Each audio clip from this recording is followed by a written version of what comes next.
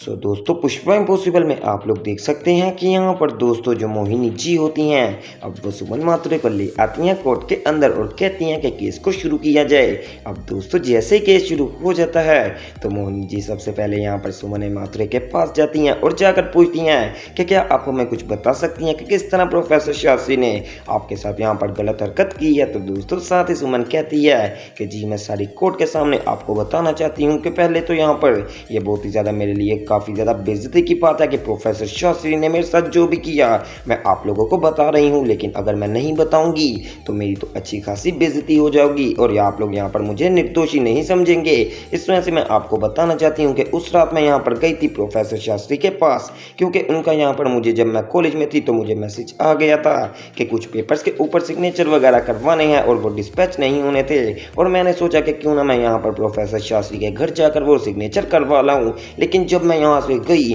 तो मुझे साथ कुछ ऐसा प्रोफेसर शास्त्री ने कर दिया जो कि मैं यहाँ पर बयान भी नहीं कर सकती। अब दोस्तों जब सुमन ये सारी बात कर रही होती है तो बात करते करते ही रोना शुरू कर देने वाली है, जो कि एक बहुत ही बढ़िया एक्टिंग की यहाँ पर दुकान है। अब दोस्तों जब सुमन माथुरे रोना शुरू कर देने वाली है तो साथ ही मोहिनी जी कहती हैं कि सुमन जी आप इतना ज़्यादा डिप्रेशन मत लीजिए, क्योंकि मुझे पता है कि आपके साथ बहुत ही ज़्यादा गलत हुआ है और अगर कोई भी बंदा होगा तो उसके साथ इतना गलत होगा तो वो बेचारा यहाँ पर अपनी बात भी नहीं बताता और यहाँ पर रोना भी शुरू कर देता है। अब दोस्तों यहाँ पर साथ ही सुमन जी को कहने के बाद यहाँ पर अब मोहिनी जी कहने वाली हैं कि प्रोफेसर आप भी आइए, मैं आपसे भी कुछ सवाल करूँगी। तो दोस्तों अब यहाँ पर वो प्रोफेसर से कहती है कि आप सबसे पहले मुझे बताइए कि ये केस आपके ऊपर दूसरी मर्तबा लगा है ना। याद होगा आपको कि पहले आपकी पत्नी यानी कि मैं जिसने आपसे डाइवोर्स की तलब की थी और आपने उसको बगैर कुछ सोचे समझे डाइवोर्स भी दे दी थी। अगर आप अपनी पत्नी को ऐसे कर सकते हैं तो आप किसी के साथ भी कोई भी सलूक कर सकते हैं, क्योंकि हमें आप लोगों के ऊपर भरोसा ही नहीं।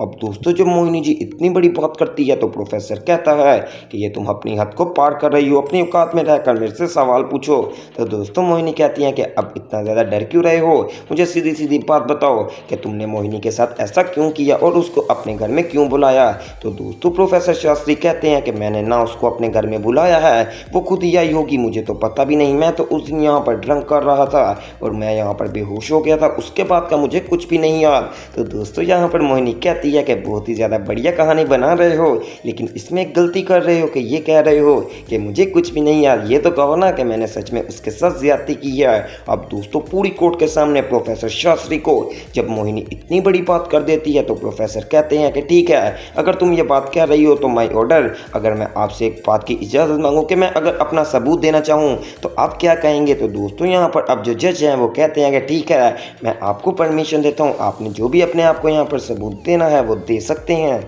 अब दोस्तों साथ ही प्रोफेसर शास्त्री वहाँ से उठ जाते हैं और चले जाने वाले हैं सुमन जी के पास और जाकर कहते हैं कि जी माय ऑर्डर, मैं अगर आपसे एक बात कहना चाहूँ, जब एक लड़की के साथ ज्यादती होती है तो उसको तो अपनी इतनी फिक्र पड़ी होती है। तो दोस्तों साथ ही यहाँ पर मोहिनी जी कहती हैं कि पहले मैं आपको एक बात बताना चाहूँगी माय ऑर्डर, अगर आप मेरी बात सुन लें। दरअसल जब एक लड़की के साथ ज्यादती होती है तो उसके चेहरे से पता चल जाता है ना, मेरे पास कुछ रिकॉर्डिंग है, मैं आपको चलाकर भी दिखा सकती हूँ, जिसमें साफ साफ दिखाया जा रहा है कि यहाँ पर जो सुमन माथुरे हैं वो रात को गई थी सच में यहाँ पर प्रोफेसर के घर, और जब रास्ते में आ रही थी तो उनका चेहरा देखकर ही आप कह देंगे कि सच में इनके साथ कोई बहुत ही ज़्यादा ज्यादती हुई है। अब दोस्तों यहाँ पर सुमन भी देख रही होती है कि आखिर ये कौन सी वीडियो है। तो दोस्तों आपको याद होगा कि पुष्पा ने भी एक यहाँ पर कैमरे से वीडियो निकलवाई थी, वो वीडियो अब आ जाने वाली है मोहिनी के पास और मोहिनी कहती है कि आप सबसे पहले ये वीडियो देखें। अब दोस्तों जब मोहिनी यहाँ पर वीडियो लगाती है तो उसमें साफ साफ देखा जाता है कि सच में सुमन माथुरे आई थी और वो जिस तरह यहाँ पर भागकर बाहर आ रही थी तो इस बात का भी पता चल गया है कि जैसे ऐसा ही लग रहा है कि कोई बंदा उसके पीछे पड़ा हो। अब दोस्तों जब जज साहब ये बात देखते हैं तो प्रोफेसर कहते हैं कि अब मैं भी आपको एक चीज़ दिखाना चाहूँगा। अब दोस्तों प्रोफेसर शास्त्री कहते हैं कि ये रिकॉर्डिंग 12 बजे की है और रात 1 बजे यहाँ पर जब एक लड़की के साथ ज्यादती हो और वो इतना ज़्यादा डरी हो कभी पिज़्ज़ा ऑर्डर नहीं करेगी। ये देखिए 1 बजे यहाँ पर सुमन माथुरे ने पिज़्ज़ा भी ऑर्डर किया है और अब आप इसके बारे में क्या कहना चाहेंगे। अब दोस्तों साथ ही मोहिनी जी बोलती होती हैं कि लगता वो डिप्रेशन में थी, इसमें से उन्होंने कर दिया। तो दोस्तों जज कहते हैं कि मोहिनी जी इस बात में आप नहीं बोल सकती, अभी आप यहाँ पर चुप कर जाएं। दोस्तों मोहिनी की अच्छी खासी बेइज्जती तो हो जाती है, लेकिन फिर भी आपको पता है वो चैन से नहीं बैठने वाली। वो हर मौके के ऊपर जहाँ भी उसको मौका मिलेगा प्रोफेसर शास्त्री को जलील कर जरूर करवाएगी। बिल्कुल इसी तरह दोस्तों मोहिनी जी को यहाँ पर मौका मिल जाने वाला है और वो प्रोफेसर शास्त्री से कहती है चले आप ये बात तो छोड़ दीजिए, क्या आप मुझे ये बता सकते हैं कि आप अपनी बच्ची की कस्टडी लेने क्यों नहीं आए। तो दोस्तों प्रोफेसर कहते हैं क्योंकि मैं जानता था कि उसकी माँ यानी कि तुम बहुत ही ज़्यादा चालाक हो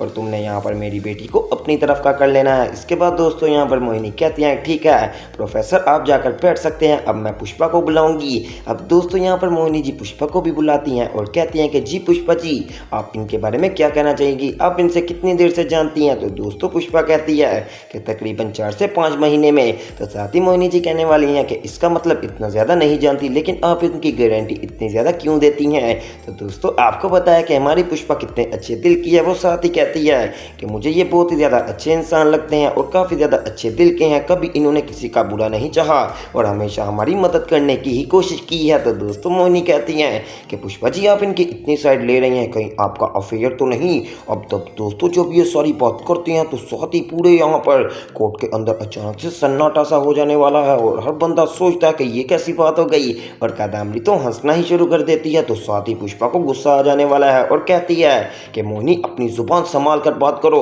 तुम्हें पता है कि कौन सी बात कर रही हो। अगर तुम ये बात कह रही हो चलो ठीक है मैं मान लिया मेरा अफेयर है, तुम तो अपने यहाँ पर हस्बैंड के साथ बना ही नहीं पाई। अब दोस्तों यहाँ पर जो कोयल है वो अपने बेस्ट फ्रेंड से बात करती है कि ये पुष्पा जी क्या ही कही जा रही हैं, ऐसा इनको नहीं कहना चाहिए कोर्ट में। तो दोस्तों मोहिनी जी कहती हैं कि पुष्पा जी इसका मतलब आपने मान लिया कि आपका अफेयर चल रहा है। दोस्तों पुष्पा अपनी बात में खुद ही फंस जाने वाली है और साथ ही मोहिनी कहती हैं कि ठीक है पुष्पा जी मैं आपसे इतनी ही बात करनी थी। इसके बाद दोस्तों आहिस्ता आहिस्ता करके यहाँ पर वो बुलाती है पटनागर सर को और साथ साथ नैना को और वो उनसे पूछती है कि प्रोफेसर किस तरह के बंदे हैं। तो दोस्तों पटनागर सर भी कहते हैं कि प्रोफेसर बहुत ही ज़्यादा खड़ूस बंदा है और यहाँ पर जो नैना है वो भी कहती है ये बहुत ही ज़्यादा बदतमीज़ हैं। अब दोस्तों बात आ गई है कि कोर्ट यहाँ पर ख़त्म हो जाने वाली है। अब जाते वक्त यहाँ पर मोहिनी जी कहती हैं कि प्रोफेसर मैंने तुझे आधा तो तोड़ ही दिया है, आधा मैं तुझे कल तोड़ूंगी और तुझे इस तरह की सज़ा दिलवाऊंगी कि तो दोबारा कभी वापसी की राह को देखेगा भी नहीं। अब दोस्तों आगे की मैं आपको सिचुएशन बता देता हूँ। दरअसल जो कोर्ट है